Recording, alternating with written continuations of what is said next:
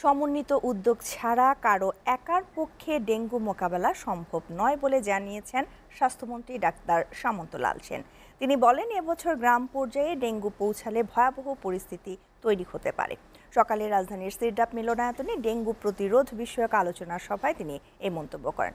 স্বাস্থ্যমন্ত্রী আরও বলেন, পরিস্থিতি বেশি খারাপ হলে হাসপাতালগুলোয় ডেঙ্গু আক্রান্তদের প্রাধান্য দিতে হবে। ফগিংয়ে ঔষধ দিলে মশা মরে না, বৈজ্ঞানিকদের এমন তথ্য আমলে নেওয়া হয়েছে।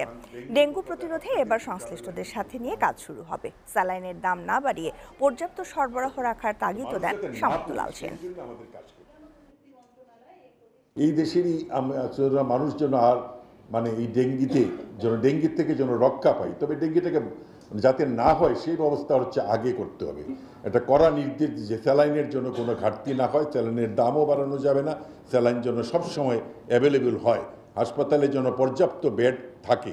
আমি কিন্তু এই কিছুদিন আগে হিট স্ট্রোকের সময় একটা কথা বলছিলাম যে আমরা হসপিটালগুলোকে কোল্ড কেস বন্ধ রাখবো